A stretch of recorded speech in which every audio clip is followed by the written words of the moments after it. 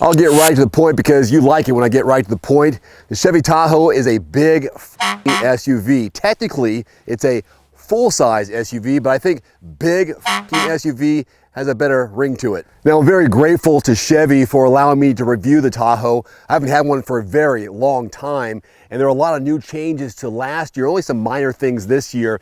But since it's new to me, basically, since I haven't had one for a long time, I'm gonna talk about some of the pros and cons from my point of view after a full week of driving it. So let's get started with the 2022 Chevy Tahoe Z71.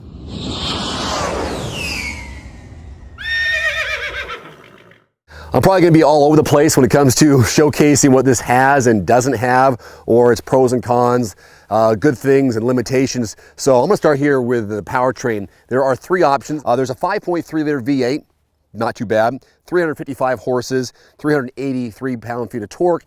They have rear-wheel drive and four-wheel drive, by the way, made it to a 10-speed automatic transmission. Mine here is the 6.2 liter V8, 420 horses, 460 pound-feet of torque. There's also a 3-liter inline 6 for 277 horses and 460 pound-feet of torque.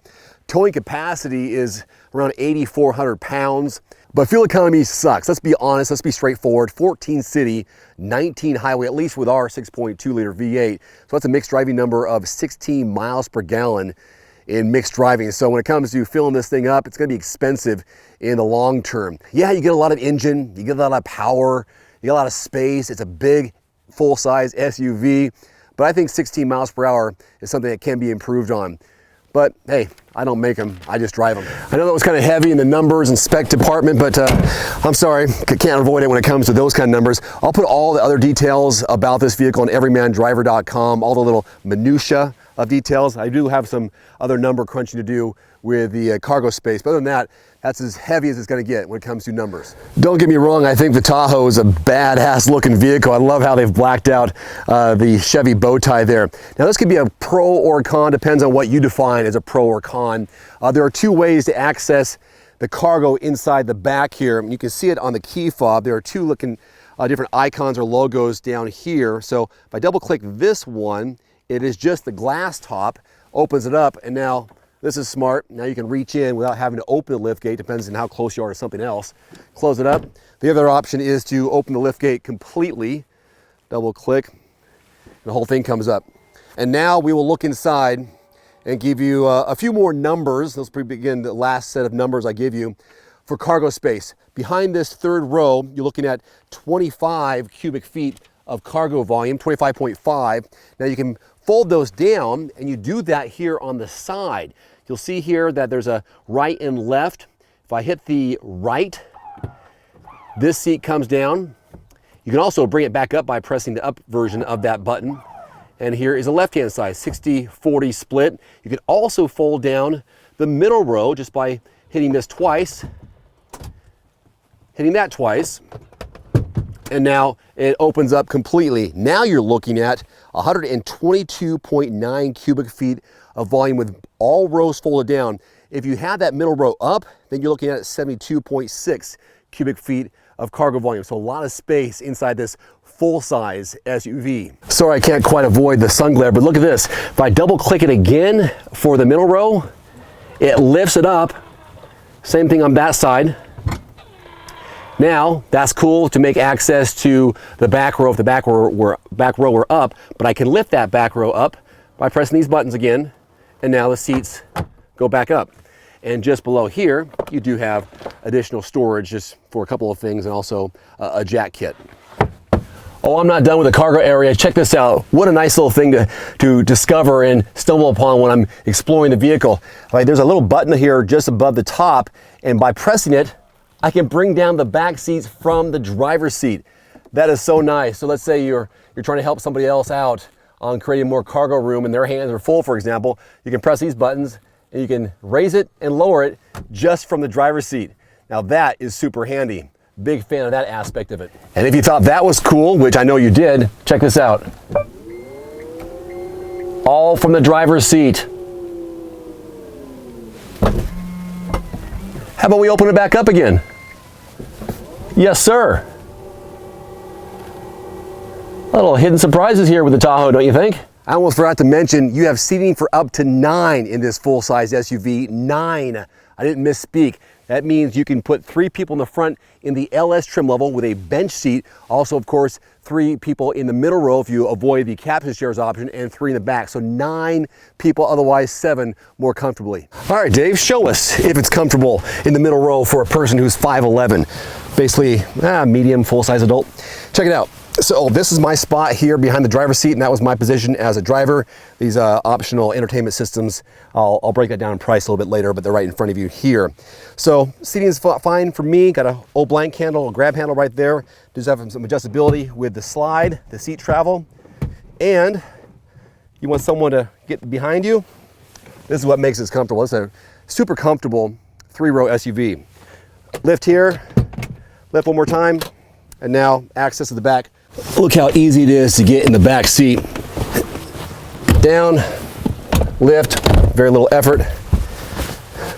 And now I'm back here in the 3rd row, which is suitable and doable for adults. Not a big deal. That's what makes this such a versatile large SUVs, is a space in the 3rd row. Of course, this has some more seat travel, and the person who is in front of you, as long as they have short legs, you should be okay here in the back. And then, you know, right here, headroom is great. Headroom is really good in the 3rd row. So by looking at me, now you know. Here's something super handy with the Wi-Fi hotspot inside the Tahoe. I can plug in my laptop. There's a plug-in just down below here. There's also USB ports. I can plug it in and work on the go. Isn't that brilliant? Big thumbs up for having that option inside the Tahoe. Now I have a couple of negatives. Oh yeah, I can be negative, or at least somewhat critical of things I don't like or like. And one that was real obvious to me the moment I got in here was the shifting. You got to press these buttons in here to park it, but you got to pull to put it in reverse, for example. Neutral is a push. Drive, you got to pull back. You can't push it forward. You got to pull back to drive and then push it to put it back into park. What I thought was really odd. It's a little confusing that you got to push it this way. Usually I'm so conditioned to press the button in to go reverse or drive. I guess here's a positive while we're here. Let's go ahead and look at the reverse camera. And this is a big positive. See, I can be positive and negative. Check out the clarity and the size of this screen for the backup camera. So you got 360 degrees. You can also move around the vehicle. So that is just the back angle. These are the 2 side mirrors. There's a spot that's real focused. And there's also a trailering option there. But let's go back to this one, and then 360. No, there's the one I want to go into.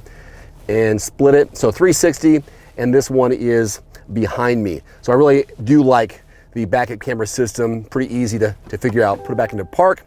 Now, this next thing, which I found to be really odd, is I was going to press the Chevy logo here, getting me back to what Chevy has for their infotainment screen. I have my phone hooked up, so I got the Apple CarPlay option on here. They got Google Assistant, Play Store, and Google Maps, but you can slide across left and right.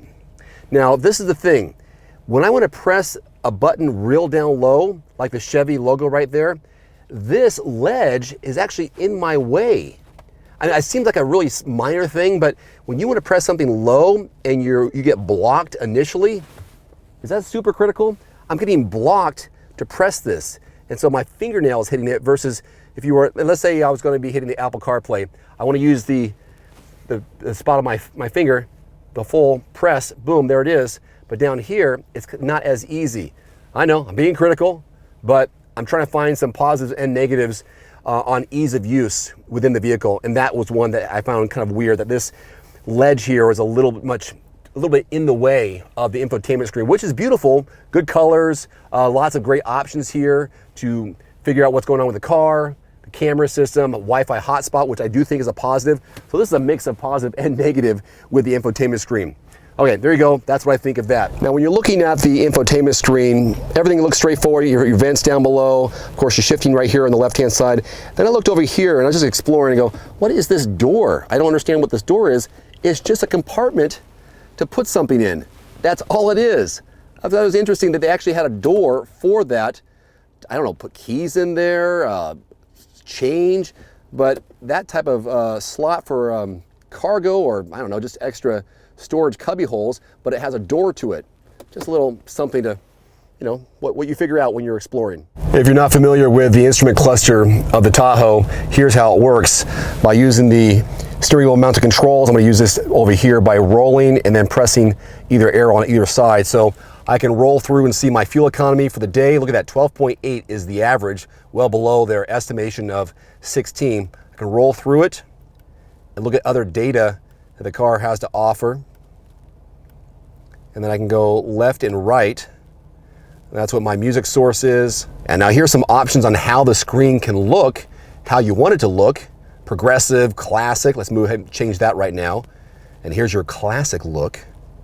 Go all digital look for the layout. Pretty straightforward there. Clean look. So not so much in your face. Go back to the progressive. That's what we started with. Takes a little bit of a second to get there. And now I'm just going to move around. That's the display where you want things positioned on the screen. Timer, and so on. So that's all controlled right here. Everything else is pretty self-explanatory. Heated steering wheel, setting the cruise control, voice, Bluetooth.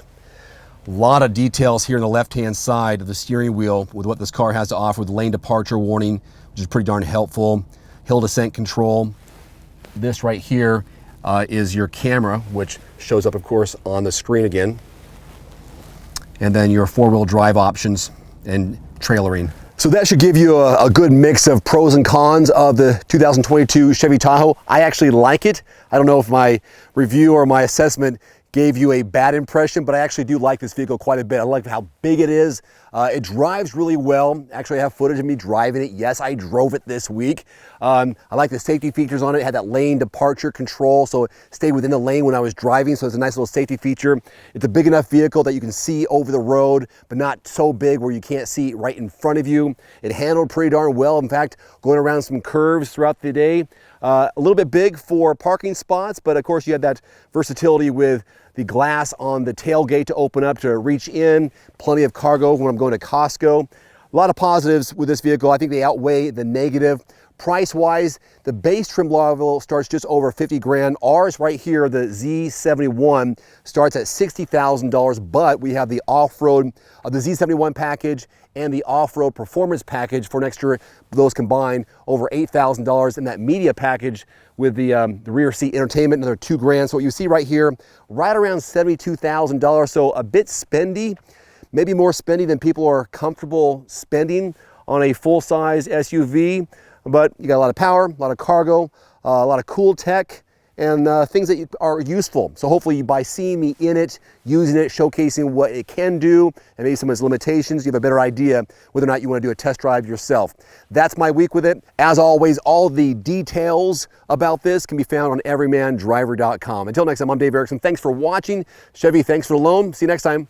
Adios. One final note, if you are in the market for a new vehicle soon, great. Connect with your local dealership and price and test drive at least 3 different vehicles. A vehicle's strengths and weaknesses can only be discovered when you are behind the wheel. My reviews can be good, but you need to test drive these yourself. Visit quotes.everymandriver.com, select the make, model, and your zip code, and you'll get invoice pricing in your area on those vehicles. Shop smarter with price quotes at quotes.everymandriver.com. Thanks for watching. Please click subscribe and give us a thumbs up. See you next time.